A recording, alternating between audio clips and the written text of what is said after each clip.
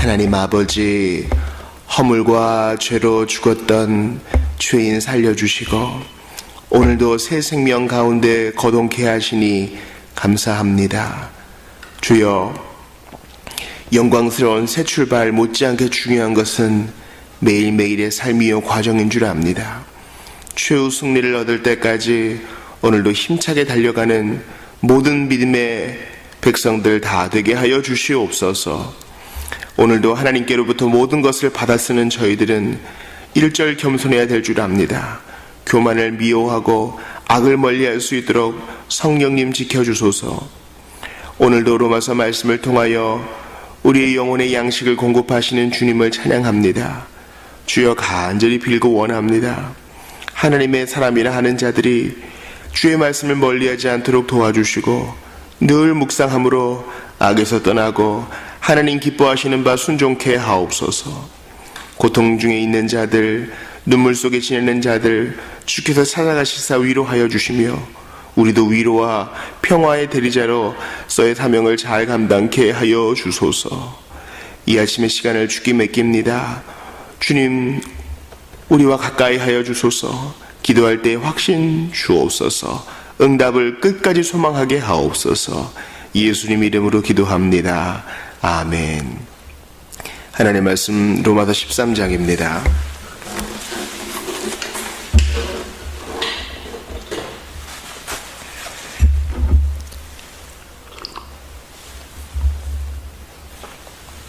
로마서 13장 2절 말씀을 보겠습니다. 로마서 13장 2절을 읽습니다. 그러므로 권세를 거스르는 자는 하나님의 명을 거스름이니 거스르는 자들은 심판을 자취하리라. 아멘. 그러므로 권세를 거스르는 자는 하나님의 명을 거스름이니 거스르는 자들은 심판을 자취하리라. 우리는 어제 로마서 13장 1절을 보았지요. 하나님께서 그리스도인의 이제 삶의 실천에 있어서 국가를 먼저 말씀하시는 데에는 이유가 있습니다.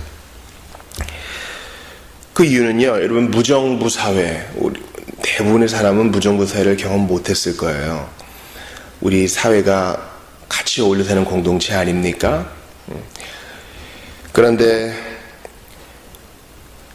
연배가 좀 있으신 분들, 우리 어른들 중에는 전쟁과 또 식민지 상태도 경험하신 분이 계시죠. 그런 분들은 정부가 없는 거, 또 독립이 되어서도 여전히 질서가 잡혀있지 않은 거, 그럼 어떻게 되겠어요? 폭력이 난무하고 매일매일 불안에 떨겠죠. 뭐 학문의 발전, 뭐 예술의 장려, 앞날에 대한 소망 이런 거 없어요. 전쟁 기간에는, 또 무질서의 기간에는요, 그때 생존 자체가 급급한 거예요. 우리는 그러한 어른들의 생각을 존중해야 됩니다. 그런 것들로 인한 또 어른들의 정치관에 있어서 뭐 100% 동의해야 되는 것은 아닐지 몰라요. 그러나 그분들이 경험했던 바, 즉 우리가 과거에 어떠했던가, 우리가 지금 현재 누리고 있는 이 질서와 평화란 것이 얼마나 큰 가치가 있는가라는 것은 그들과의 대화를 통해서 배워야 합니다. 그러므로 국가는 하나님의 선물이에요. 하나님은 질서의 하나님이시거든요. 그런데 이 질서를 유지하기 위해서 국가를 세우신 하나님께서는 그 통치자에게 권위를 주셨어요. 그러므로 거기에 일차적으로는 순종을 해야 됩니다. 굴종이 아니라요.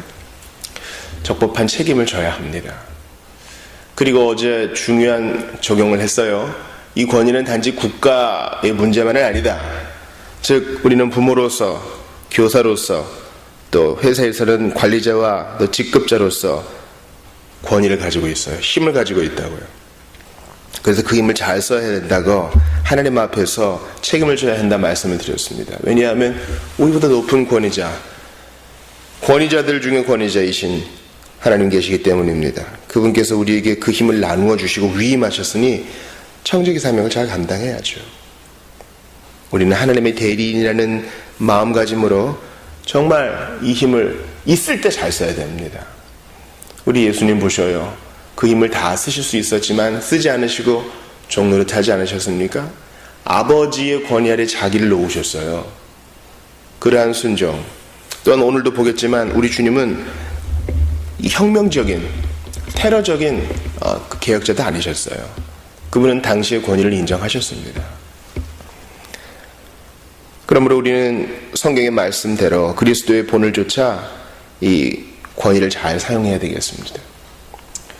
어제 수요성경 공부 때 제가 한 네팔인 소녀의 글을 읽어드렸잖아요.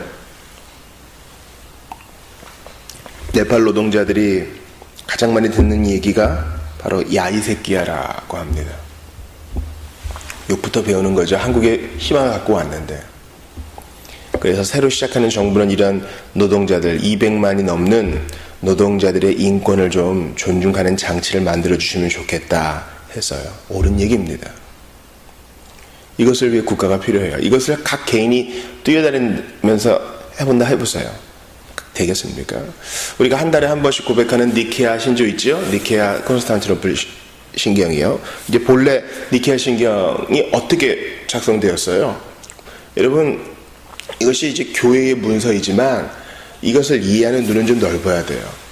어떻게 우리가 이제 콘스탄티노플 이후 4세기 이후부터는 사실 이제 분열된 교회의 시대라고 볼 수 있어요. 그 전까지는 3세기까지는 첫 300년은요 하나의 교회라고 할 수 있어요.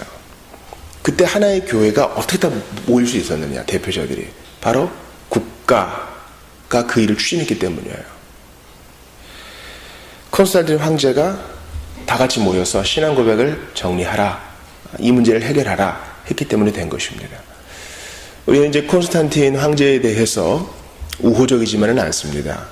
참 복잡한 인물이에요. 또 그로 인한 그가 기독교를 인정함으로 말미암아 교회가 입은 폐해가 참 어마어마하죠.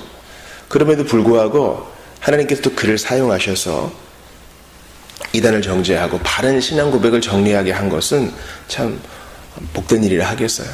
니케아에 모여든 우리 지도자들을 생각해 보세요. 저기 눈이 하나밖에 없는 지도자, 박해의 시대 때 고문을 받았어요. 다리를 절미 오고 있는 지도자도 오고 있어요.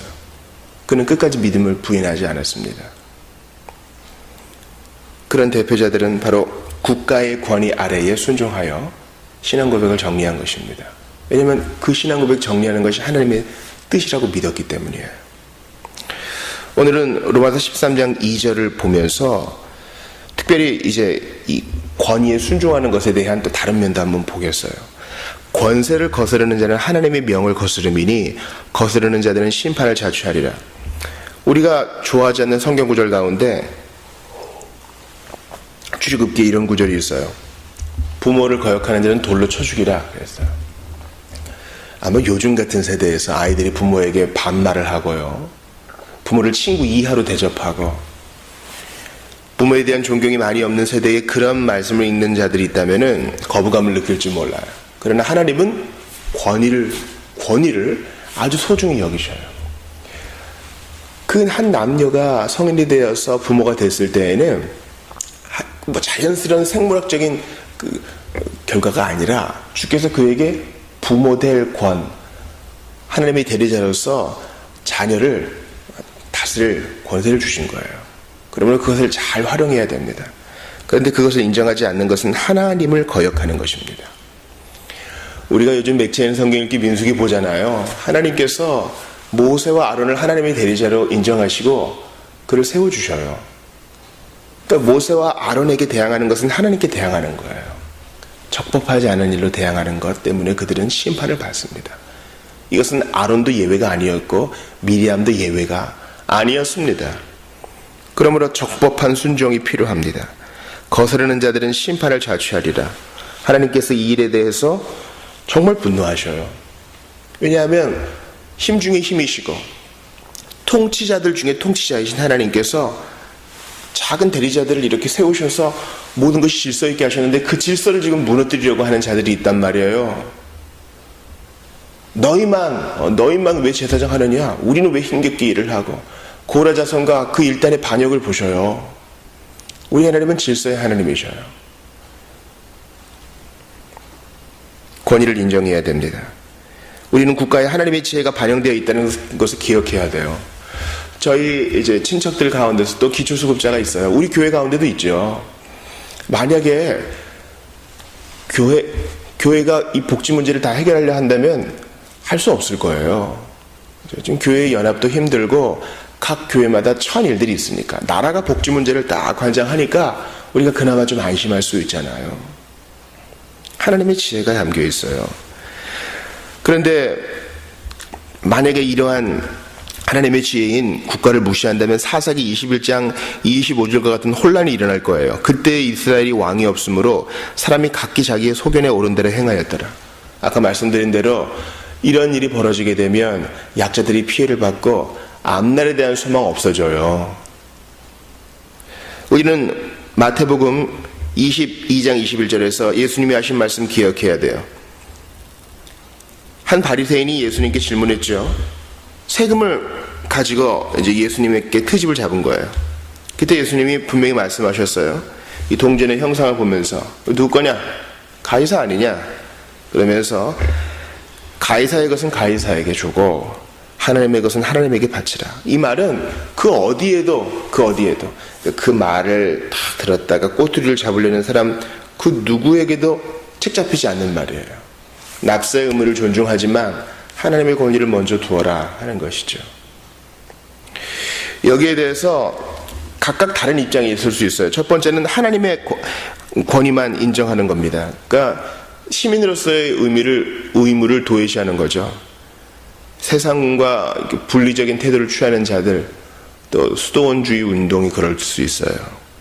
반대로 하나님의 권위만 인정하는 게 아니라 국가의 권위만 인정하는 사람도 있을 수 있죠. 예를 들어서 예수님 처형할 때 요한복음 19장 15절에 보니까 그들이 소리 지르되 이제 빌라도에게 예수님 처형을 요구하면서요. 없이 하소서 그를 십자가에 못 박게 하소서. 빌라도가 이르되 내가 너희 왕을 십자가에 못 박으랴? 대제사장들이 대답하되 대제사장들이 뭐라 그래요?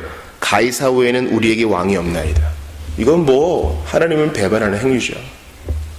이것도 옳지 않아요. 또 다른 입장이 있을 수 있어요. 하나님의 권위도 인정하고 국가의 권위도 인정하는데 그래도 국가가 더 힘이 있지. 국가는 칼이 있잖아. 이렇게 얘기하는 거예요. 마치 빌라도를 협박하는 자들과 같아요. 이 사람을 놓으면 가이사의 충신이 아닙니다. 유대인들이 막 요구한 거죠. 유대인들은 하나님을 섬기는 자들이에요. 그래도 지금 국가의 권위를 더 높이 두면서 예수님 처형을 요구하고 있는 겁니다. 그렇게 되면 이제 국가가 교회도 관장하게 되고 또 교육자도 임명하게 되고 그죠? 이렇게 되면 분명히 문제가 생겨요.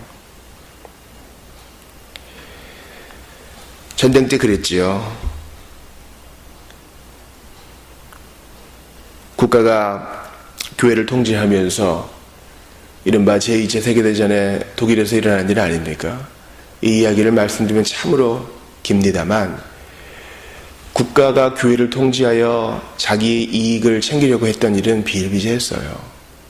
그러므로 우리는 이러한 태도도 지양해야 합니다. 마지막으로 가장 합리적인 태도는 바로 하나님의 권위를 국가 위에 두는 거예요. 우리는 권세자들이 그들의 직임을 잘 감당할 수 있도록 또 신실하게 수행할 수 있도록 도와주어야 합니다. 또한 세금도 잘 내야 되고 속도 위반하면 안 되고요. 납세의 의무, 국방의 의무를 잘 감당해야 됩니다. 그러나 이 권세자들에게 권위를 주신 분은 하나님이시다 하는 것을 절대 믿고 하나님 중심주의를 살아야 돼요. 자, 그렇다면 이제 국가와 하나님의 교회가 이제 배치될 때가 있어요. 자, 어떤 경우가 있는지 봅시다. 예를 들어 아까 말씀드린 것처럼 교회가 적극적으로 말씀을 가르치고 또 전도하고 전파해야 되는데 교리를 수호해야 되는데 나라가 그것을 법으로 막는다. 이때는 우리가 항거해야 됩니다. 이것은 순종할 수 없는 부분이에요. 사도행전 4장에서 사도들이 이렇게 말합니다. 베드로와 요한이 대답하여 이르되 하나님 앞에서 너희의 말을 듣는 것이 하나님의 말씀을 듣는 것보다 옳은가 판단하라. 우리는 보고 들은 것을 말하지 아니할 수 없다. 그 공회에서 예수의 이름 말하지도 말고 가르치지도 말라 그러니까 항거해요. 이것이 우리의 자세입니다. 비록 맞고 투옥된다 해도 앞으로 이런 일이 벌어질지 몰라요. 이른바 법으로 딱 차단해서 그런 얘기 하지 마라. 일리를 들어보죠. 미국에서 지금 이제 동성결혼을 거부한 목회자들은 어떤 주에서는 말이에요, 처벌을 받게 되어 있어요. 또 어떤 예식장에서 동성결혼에 식을 올리려고 하니 임대해 주시오 할 때 당신에게는 빌려줄 수 없어, 그렇게 되면 그들을 차별한 것이 돼서 법적 처벌을 받게 돼요. 이게 우리의 일이 될 수도 있어요. 사도들은 이러한 핍박 앞에 이렇게 기도합니다. 주여, 이제도 그들의 위협함을 굽어보시옵고. 위협이 있을 수 있어요. 이거 뭐 옛날 일이 아니에요. 오늘의 일이 될 수도 있다고요. 또 종들로 하여금 담대히 하나님의 말씀을 전하게 하여 주시오며. 그렇습니다. 비록 피해가 온다 해도 우리는 교리적인 부분에 있어서, 전도와 전파함에 있어서 물러서서는 안 돼요. 네팔에 있는 성도들 어떻습니까? 그들도 나라에서 포교를 금지하지만 합니다. 지혜롭게 가급적이면 잡히지 않고 오랫동안 효과적으로 전도할 수 있는 방법을 찾아요. 중국도 마찬가지죠. 우리는 국가가 금지한다고 해서 입을 다물어서는 안 됩니다. 주께서 멕시코에서, 러시아에서 이러한 일들을 이루셨거든요. 우리는 보고 들은 것을 말하지 않을 수 없어요. 또한 국가가 부도덕하고 명백하게 차별을 강요할 때 우리는 거기에 대해서도 항거하고 순종해서는 안 됩니다. 항거해야 되죠. 예를 들어 제2차 세계대전 때 독일에서 유대인을 멸시하면서 그들과 교역하지 마라 했던 것이 대표적인 예를 할 수 있겠습니다. 마지막으로는 이제 분별이 많이 필요한 시민 불복종에 대한 것이에요. 이른바 이제 데모하는 것이죠. 데모는요, 이것이 잘못된 것입니다. 데몬스트레이션, 민중의 뜻을 이렇게 보여주는 거예요. 그 자체로 폭력적인 것이 없어요. 여러분 이제 서구나 또 일본에서 평화적으로 데모하는 거 보셔요. 그렇게 잘하는 사람들이 있습니다. 민권운동을 하는 것이에요. 나라가 하는 일에 틈이 분명히 있지 않겠습니까? 거기에 대해서 우리의 뜻을 보여주는 것입니다. 차별하지 마십시오. 전쟁 중에 민심을 흉흉하게 하지 마십시오. 공정하게 행하십시오. 뜻을 보여주는 겁니다. 한 예로 이제 3.1운동 같은 것이 있을 수 있겠죠. 물론 그때는 우리나라에 정부가 없는 상태였지만 시민 불복종의 한 예를 할 수 있겠어요. 평화적인 행진이죠. 반면에 디트리 보네포처럼 무력을 사용한 경우도 있어요. 어떻게 해석할 것인가? 참으로 어려운 일입니다. 그러나 우리는 검을 사용하는 자는 검으로 망한다라는 것을 기억하면서 항상 이러한 민권운동이 폭력주의로 가서는 안 된다는 것을 기억해야 돼요. 폭력주의예요. 방어를 위해서 폭력, 즉 무기를 사용할 수도 있을 거예요. 그러나 이것이 폭력주의, 힘으로 모든 것을 해결하는 논리가 돼서는 안 돼요. 그리고 시민 불복종과 폭력주의는 아주 긴밀하게 연관되어 있어요. 정부의 뜻에 반대하기 위해서, 자신의 옳음을 증거하기 위해서 모인 사람들은 금방 불이 붙을 수 있습니다. 그들의 용기에는 100번 박수를 쳐줘야 되지만 조심 또 조심해야 됩니다. 옳은 일을 하려고 하다가 그르치는 경우가 너무 많기 때문이에요. 낙태를 반대하는 것도 마찬가지입니다. 또 위안부 여성들, 위안부 할머니들을 돕는 일도 마찬가지죠. 아까 말씀드린 이주민 노동자들을 보호하는 것도 마찬가지예요. 금방 뜻이 수렴이 안 됩니다. 그 수용이 되고 또 금방 정책이 바뀌는 것도 아니에요. 배 하나 끌어올리는데도 이렇게 오랜 시간이 걸리잖아요. 이것이 폭력으로 치닫지 않도록 참으로 조심해야 됩니다. 또한 거기에 참가하는 자들을 함부로 정죄해서는 안 돼요. 기도하고 동참하고 힘을 모아야 합니다. 우리는 이 문제에 있어서 예수님의 말씀에 의지합시다. 가이사의 것은 가이사에게, 하나님의 것은 하나님께 드려라. 우리는 충실한 시민이며 하나님 나라의 신실한 백성으로 동시에 살아가야 합니다. 이것은 지혜를 요구하는 일이요, 우리의 감정적인 소모를 요구하는 일이요, 육체적인 강인함을 요구하는 일이요, 의지의 부단함을 요구하는 것이에요. 포기할 수 있겠어요? 아니요. 우리는 하나님 나라 갈 때까지 이 가운데서 스트럭을 하며 살 것입니다. 열심히 분투하면서 무엇이 옳은 것인가 끙끙대며 살 거예요. 하나님이 딱 보여주시면 좋겠는데, 예수님께서 가이사의 것은 가이사에게, 국가의 권위에 충성하되 하나님의 것은 하나님에게, 주님이 더 높은 권위자시다 라고 말씀하신 것을 마음에 새기면서 오늘도 믿음을 발휘하십시오. 지성을 사용하셔서 옳은 것을 분별하십시오. 옳다고 생각한 것은 꾸준히 시행하십시오. 뒤로 물러서지 마세요. 옆도 보지 마세요. 믿음으로 하지 아니한 모든 것이 죄입니다. 그러므로 주 예수 그리스도의 십자가와 그분의 빈 무덤을 바라보면서 여러분은 새롭게 된 피조물답게 오늘도 훌륭한 시민으로 살아가시기를 바랍니다. 그리고 이것을 여러분에게 영향을 받고 있는 사람들에게 가르쳐 주시기 바랍니다. 기도합시다. 하나님 아버지, 국가에는 하나님의 지혜가 반영되어 있다고 하셨습니다. 참으로 그렇습니다. 나 같은 자에게도 힘을 나누어 주시어 하나님의 대리자로 삼아 주시는데, 주여 무질서와 무정부 상태를 질서 있게 하시고 평화롭게 하시니 감사합니다. 이제 시민으로서의 사명을 잘 감당하기 원하오니 사도들의 고백처럼 하나님의 말씀을 더 높이 들 수 있도록 도와주소서. 비록 박해가 있고 여러 가지 불이익이 있다 할지라도 하나님을 우선순위에 두고 주님만 따르게 하여 주시옵소서. 또한 훌륭한 시민 되기를 원합니다. 우리가 마땅히 해야 될 의무 잘 감당하게 하여 주시고, 주여 입만 살아있는 시민이 아니라 행동으로 실천하는 하나님 나라의 시민이여 이 땅에서의 시민도 될 수 있도록 도와주시옵소서. 정말 가이사의 것은 가이사에게 주면서 옳음을 지향하고 하나님의 것은 하나님께 드리려고 애쓰는 자들이 많이 있습니다. 그들에게 지혜 주시고 정말 그들이 폭력주의로 치닫지 않도록 잘 분별할 수 있도록 도와주시고 우리도 그렇게 살도록 함께하여 주시옵소서. 벌써 금요일입니다. 오늘 AA 모임이 있습니다. 모이는 자들에게 복을 내려주시고 또 방문제 신방도 있습니다. 하나님께서 날로 정말 하나님 뜻대로 세워져가는 우리 교회 되게 하여 주시옵소서. 예수님 이름으로 기도합니다. 아멘. 개인 기도하시다가 돌아가시기